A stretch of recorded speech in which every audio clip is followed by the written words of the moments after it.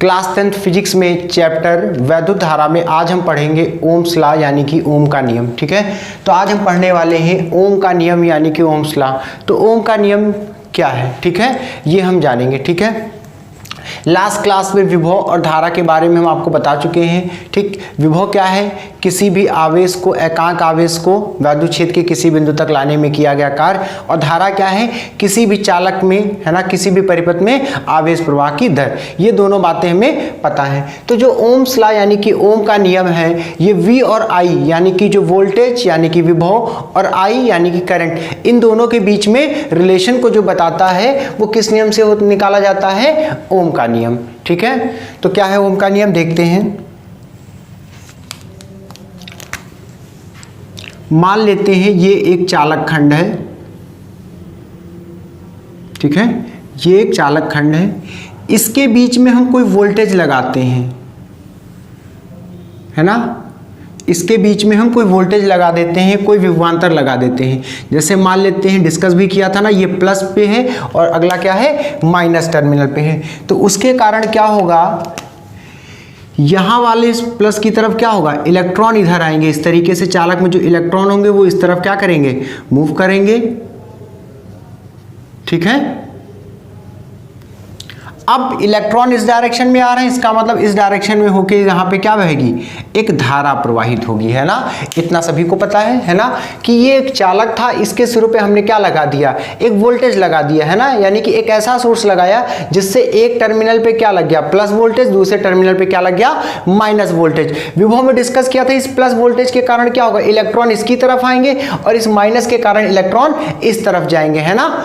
ठीक, तो इसके कारण यहां पे आवेश सर्कुलेट होने लगेंगे, आवेश प्रवाहित होने लगेंगे, अर्थात परिपथ में धारा प्रवाहित होने लगेगी। ये बात सभी को क्लियर है कि जैसे मान लेते हैं यहां पे हमने कितना वोल्टेज लगाया है, V वोल्टेज लगाया है, तो यहां पे कितनी धारा बह रही है, I धारा। ये क्या है, V क्या है, वोल्टेज, और I क्या है, वैद्युत धारा। ठीक है, देखा गया V वोल्टेज लगाने पे चालक में I धारा प्रवाहित हो रही है। ठीक है, तो ओम ने बताया कि यदि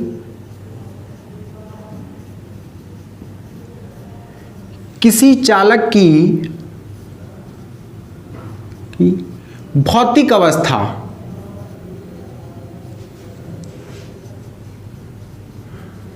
अवस्था का मतलब क्या हुआ, भौतिक अवस्था का मतलब जिसको हम प्रत्यक्ष रूप से देख सके, जैसे इसका ताप, इसकी लंबाई, इसका क्षेत्रफल इत्यादि चीजों को ना बदला जाए। मतलब किसी भी तरीके से इस तार की भौतिक अवस्था में अगर परिवर्तन ना किया जाए, यदि किसी चालक की भौतिक अवस्था में परिवर्तन ना किया जाए,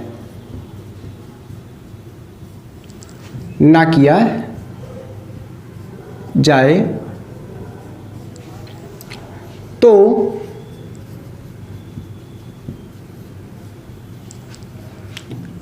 चालक के सिरों पर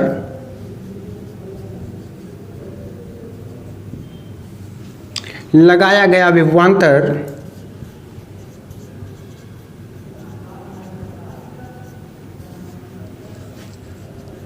उसमें प्रवाहित धारा के समानुपाती होता है।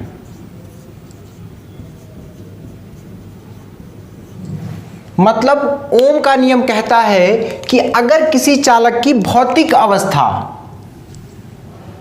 अवस्था का मतलब हुआ जैसे ताप, चालक की लंबाई, दाब, मतलब जितने भी भौतिक फैक्टर हैं वो यहाँ पे चेंज ना हो, एज इट इज रहे, है ना। उस कंडीशन में इसके सिरों पर लगाया गया विभवांतर V उसमें बहने वाली धारा I के समानुपाती होता है। मतलब क्या हुआ इसका, कि जितना ज्यादा वोल्टेज होगा उतनी ज्यादा धारा होगी, है ना भाई। यहाँ पे जितना ज्यादा वोल्टेज होगा उतनी तेजी से चार्ज क्या होंगे, सर्कुलेट होंगे, मतलब उतनी ज्यादा करंट यहाँ पे फ्लो होगी। ठीक है, तो कह सकते हैं V proportional to I, V proportional to I, या ये भी कह सकते हैं कि V और I का अनुपात क्या होता है, एक नियतांक होता है। ठीक है, क्या हुआ, ओम के नियम से यहाँ पे क्लियर हुआ कि अगर, क्या बताया ओम ने, कि अगर चालक की भौतिक अवस्था क्लियर है, ताप, दाब, लंबाई इत्यादि जितने भी यहाँ पे भौतिक फैक्टर हैं उनमें चेंज ना हो, तो उस कंडीशन में V यानी कि वोल्टेज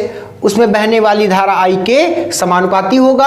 अर्थात ये भी कह सकते हैं V और I का जो रेशियो होगा वो क्या होगा, एक कांस्टेंट होगा। इस कांस्टेंट को हम क्या कहते हैं, इसे हम R से लिखते हैं, जिसे चालक का प्रतिरोध कहते हैं। ठीक है, बात समझ आ गई कि देखा गया कि V और I का जो रेशियो है वो एक कांस्टेंट होता है। इस कांस्टेंट को हम क्या कहते हैं, चालक का प्रतिरोध कहते हैं। ठीक है, तो यानी कि यहां से एक नई क्वांटिटी इंट्रोड्यूस हुई, प्रतिरोध। किसी भी तार का प्रतिरोध या किसी भी चालक का प्रतिरोध क्या होता है, तो एक नई क्वांटिटी इंट्रोड्यूस क्या हुई, चालक का वैद्युत प्रतिरोध। इसको ऐसे लिख सकते हैं हम,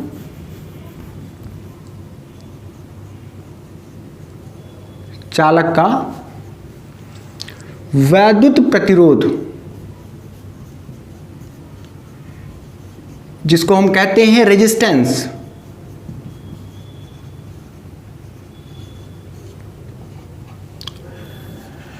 नेक्स्ट आ गया वैद्युत प्रतिरोध। भाई यहां से हमें क्लियर हुआ कि जो V और I का रेशियो होता है उसे हम क्या कहते हैं, चालक का वैद्युत प्रतिरोध कहते हैं। तो अब वैद्युत प्रतिरोध समझते हैं क्या होता है। ठीक है, देखिए प्रतिरोध का मतलब होता है धारा के मार्ग में आने वाली रुकावट। प्रतिरोध शब्द का मतलब क्या है, किसी भी चीज को रोकना, रेजिस्ट करना, है ना। रेजिस्ट का मतलब होता है, रेजिस्ट करने का मतलब होता है रोकना। ठीक है, तो वैद्युत प्रतिरोध का मतलब कि वो फैक्टर, वो एक तरीके से वो कारक जिसके कारण धारा के मार्ग में क्या हो, रुकावट हो, उस कारक को हम क्या कहते हैं, वैद्युत प्रतिरोध कहते हैं। यानी कि प्रतिरोध क्या है, किसी चालक में धारा के मार्ग में आने वाली रुकावट को क्या कहते हैं, वैद्युत प्रतिरोध कहते हैं। और ओम के नियम से वैद्युत प्रतिरोध किसके बराबर होता है, V और I के रेशियो के बराबर होता है, यानी कि वोल्टेज और उसमें बहने वाली धारा के अनुपात के बराबर होता है। तो यहां से हम वैद्युत प्रतिरोध लिख सकते हैं, वैद्युत प्रतिरोध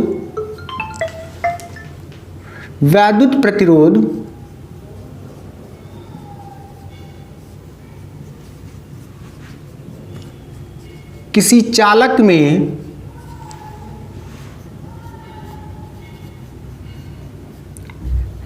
धारा के मार्ग में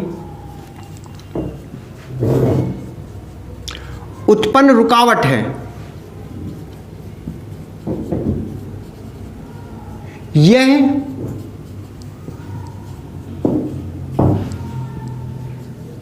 चालक के सिरों पर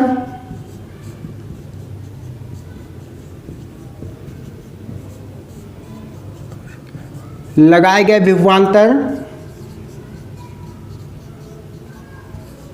तथा उसमें बहने वाली वैद्युत धारा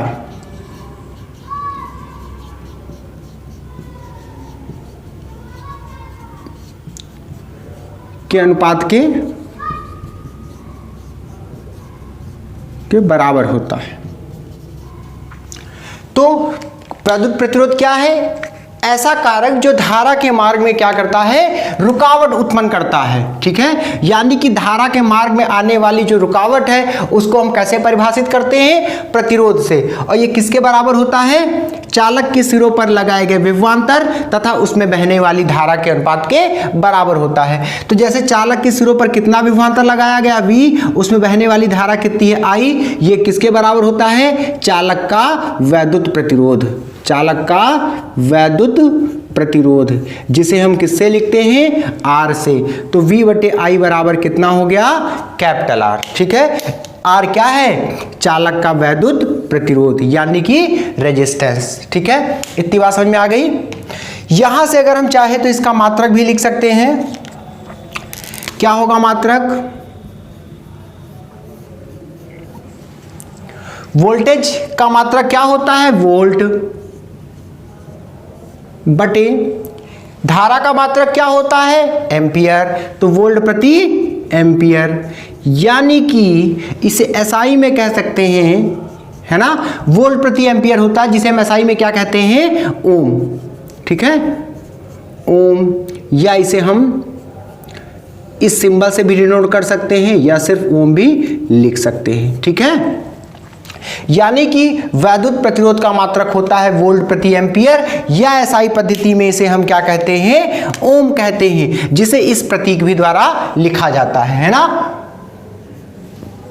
साइमन ओम के नाम पर ये प्रतीक है ना, ये ओम का क्या है, प्रतीक है, किसके नाम पे, जो ओम का नियम जिन्होंने दिया।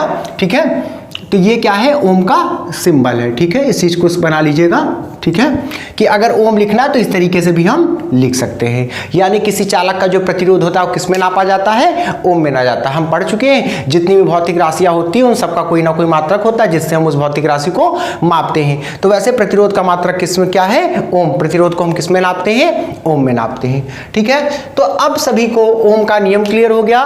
क्या है भाई, सीधी सी बात है, जैसे ये एक चालक है, अगर इसकी भौतिक अवस्था में परिवर्तन ना किया जाए, एज इट इज रहने दिया जाए, ठीक है, तो जब वोल्टेज लगाएंगे तो इसमें क्या होगी, एक धारा प्रवाहित होगी, और ये वोल्टेज आई के क्या होगा, समानुपाती होगा, यानी कि जितना भी हो वोल्टेज होगा उतनी ज्यादा धारा होगी। यानी कि ये भी कह सकते हैं वी और आई का रेशियो क्या होगा, एक कांस्टेंट, एक नियतांक होगा। इस नियतांक को ही हम क्या कहते हैं, चालक का प्रतिरोध कहते हैं। तो यानी एक नया वर्ड आ गया कि अब हम वैद्युत प्रतिरोध को भी डिफाइन कर सकते हैं। प्रतिरोध शब्द का मतलब क्या है, एक तरीके से रुकावट। तो वैद्युत प्रतिरोध क्या है, वो कारक है जो धारा के मार्ग में क्या उत्पन्न करता है, रुकावट उत्पन्न करता है। और जो धारा के मार्ग में रुकावट उत्पन्न करता है उसे ही हम क्या कहते हैं, प्रतिरोध कहते हैं। और ये किसके बराबर होता है, उसके सिरों पर लगाए गए विभवांतर तथा उसमें बहने वाली धारा के समानुपाती होता है। यानी कि V/I क्या होता है, चालक का वैद्युत प्रतिरोध, जिसे हम किससे लिखते हैं, कैपिटल R से प्रदर्शित करते हैं। अब इसका मात्रक लिखना है तो विभवांतर का मात्रक वोल्ट प्रति, धारा का मात्रक एम्पियर, तो इसका मात्रक क्या हो गया, वोल्ट प्रति एम्पियर, या इसे क्या कह सकते हैं हम, ओम कह सकते हैं। क्लियर।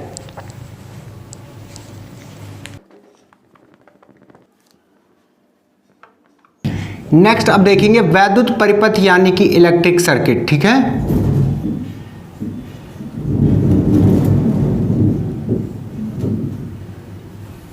क्या है वैद्युत परिपथ। जैसे भी हमने देखा कि जब किसी चालक को हम एक बैटरी से जोड़ देते हैं तो क्या होता है, इसमें धारा प्रवाहित होती है। अब अगर इस चीज को बीच से कहीं अलग कर दिया जाए तो क्या इसमें धारा प्रवाहित होगी, नहीं ना।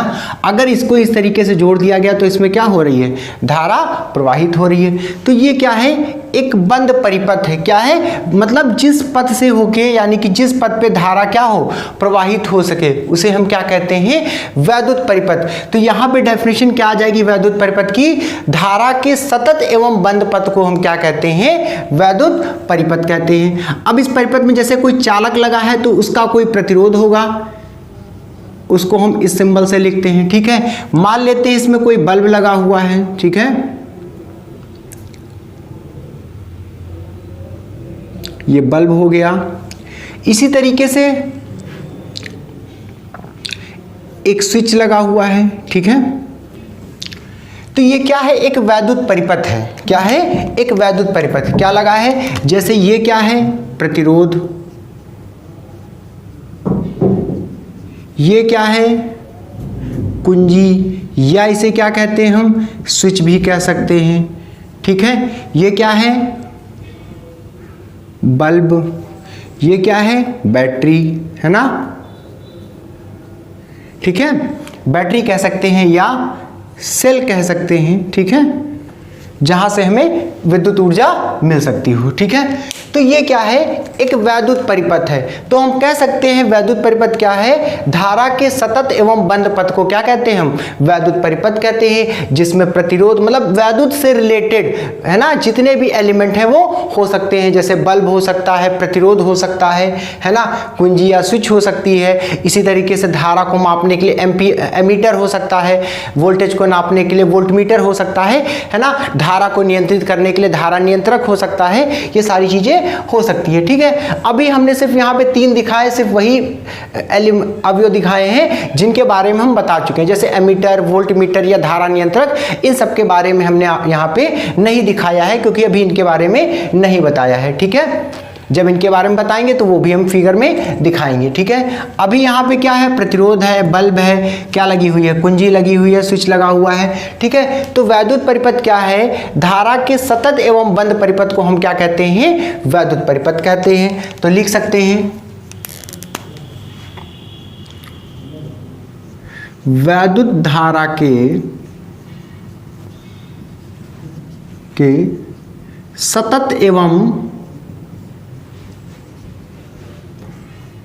बंद पथ को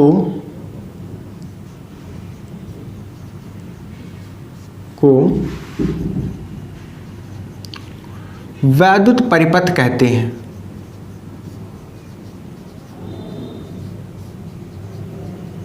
ठीक, तो जैसे ये क्या है, एक वैद्युत परिपथ का उदाहरण है। इसमें प्रतिरोध लगा हुआ है, बल्ब लगा हुआ है, कुंजी, स्विच लगी हुई है, बैटरी या सेल लगा हुआ है। तो ये क्या है, एक वैद्युत परिपथ है। क्या है, वैद्युत परिपथ।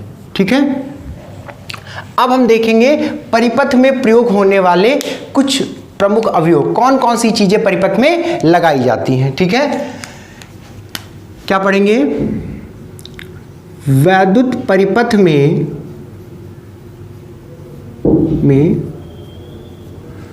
प्रयुक्त अवयव।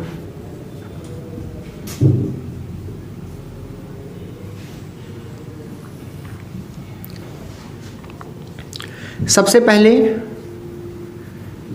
बैटरी या सेल। ठीक भाई, किसी भी परिपथ में अगर हमें उसको ऊर्जा देनी है, वहां पे धारा प्रवाहित करनी है, तो जो वोल्टेज स्थापित करना वो कहां से आएगा, किसी ना किसी वैद्युत ऊर्जा के स्रोत से आएगा। हम क्या यूज करेंगे, वैद्युत सेल या बैटरी यूज करेंगे। ठीक है, तो पहला जो सबसे मोस्ट जो इंपॉर्टेंट एलिमेंट है किसी भी सर्किट का, बिना वैद्युत सेल के, बिना बैटरी के या सेल के हम परिपथ को पूरा नहीं कर सकते। क्यों, क्योंकि बैटरी या सेल के कारण ही परिपथ में धारा प्रवाहित होगी, या कह सकते हैं कोई ऐसा स्रोत जिसके कारण परिपथ में धारा प्रवाहित हो सकती है, अगर वो नहीं है तो परिपथ में धारा प्रवाहित नहीं होगी, है ना। कोई ना कोई स्रोत होना चाहिए जिसकी वजह से परिपथ में धारा प्रवाहित हो। तो उसके लिए जो सबसे इंपॉर्टेंट है वो क्या है, बैटरी या सेल, है ना। तो इसको कैसे दिखाते हैं परिपथ में, अगर मान लेते हैं सिर्फ एक सेल या बैटरी है, अगर सिर्फ एक सेल है तो उसको हम बनाते हैं इस साइन से।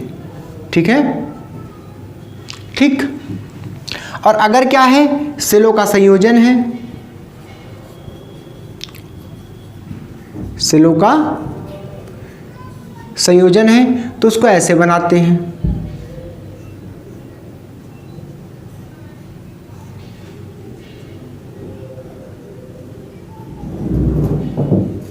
ठीक है, मतलब अगर सिर्फ एक बैटरी या सेल दिखानी है तो इस तरीके से, अगर एक से ज्यादा सेल को जोड़ना है तो इस तरीके से जोड़कर दिखाते हैं। तो बैटरी या सेल क्या है, किसी भी वैद्युत परिपथ में क्या देता है, वैद्युत ऊर्जा प्रोवाइड करता है, वैद्युत ऊर्जा देता है, जिसके कारण परिपथ में धारा प्रवाहित होती है। और इसे हम इस प्रतीक से क्या करते हैं, रिप्रेजेंट करते हैं। ये क्या है, प्रतीक, यहां पे लिख देते हैं, ये क्या है, प्रतीक, यानी कि सांकेतिक रूप में परिपथ को इस चिन्ह से हम दिखाते हैं। एक बैटरी या एक सेल है तो सिर्फ इस साइन से, अगर कई बैटरी या सेल का संयोजन है तो इस तरीके से। ठीक है, इसी तरीके से दूसरा एलिमेंट होता है इंपॉर्टेंट, कुंजी या स्विच।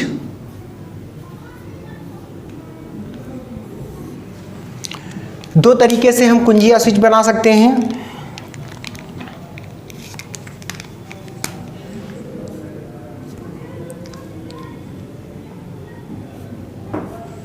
ये क्या है, कुंजी, और ये भी क्या है, कुंजी।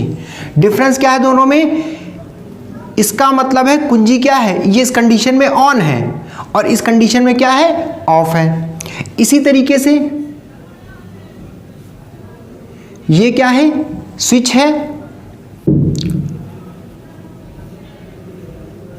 और ये भी क्या है, स्विच है। बस यहाँ पे स्विच क्या हुआ है भाई, ये खुला होने का मतलब परिपथ क्या है, बंद है। सॉरी, मतलब कहने का ये है कि जब ये स्विच क्या होगा, इस तरीके स्विच खुला होगा, तो जब स्विच खुला होगा तो परिपथ आपका क्या रहेगा, परिपथ में धारा प्रवाहित नहीं होगी। जब इस स्विच को बंद कर देंगे इस तरीके से तो क्या हो जाएगा, परिपथ कंप्लीट हो जाएगा और धारा प्रवाहित होने लगेगी। ये क्या है, खुली कुंजी या स्विच, और ये क्या है, बंद कुंजी या स्विच। कंफ्यूज मत होइएगा, यहां पे जब हम कुंजी को क्या करेंगे, खुला छोड़ देंगे इस तरीके से, कुंजी क्या होगी, खुली होगी, तो परिपथ इनकम्प्लीट होगा, परिपथ में धारा प्रवाहित नहीं होगी। और जब इसको बंद कर देंगे, यानी कि इसको क्या करेंगे, ऑन कंडीशन में, जब कुंजी यानी कि स्विच दोनों जब क्या होते हैं, खुले होते हैं, तो उसे हम क्या कहते हैं, ऑफ कंडीशन, यानी कि सर्किट क्या रहेगा, ऑफ रहेगा।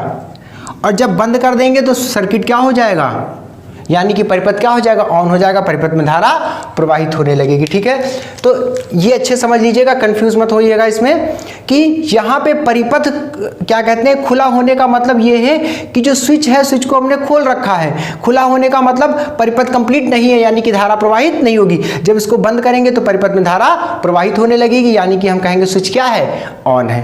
क्लियर। नेक्स्ट, इसके बाद हम देखते हैं दो कंपोनेंट हो गए हैं। तीसरा, वैद्युत प्रतिरोध। जिस भी परिपथ में आप धारा प्रवाहित करेंगे उसमें कुछ ना कुछ प्रतिरोध अवश्य होगा, उसकी कुछ ना कुछ रुकावट अवश्य होगी, जिसे हम किससे दिखाते हैं, इस चिन्ह से प्रदर्शित करते हैं। ठीक है, ये क्या करता है, किसी भी परिपथ के प्रतिरोध को व्यक्त करता है कि कितना प्रतिरोध परिपथ में लगाया गया है। ठीक है, जो बाकी फैक्टर है या एक्स्ट्रा और कितना लगा है, उस चीज को हम क्या करते हैं, इस साइन से दिखाते हैं। ठीक है, इसके बाद आता है अमीटर।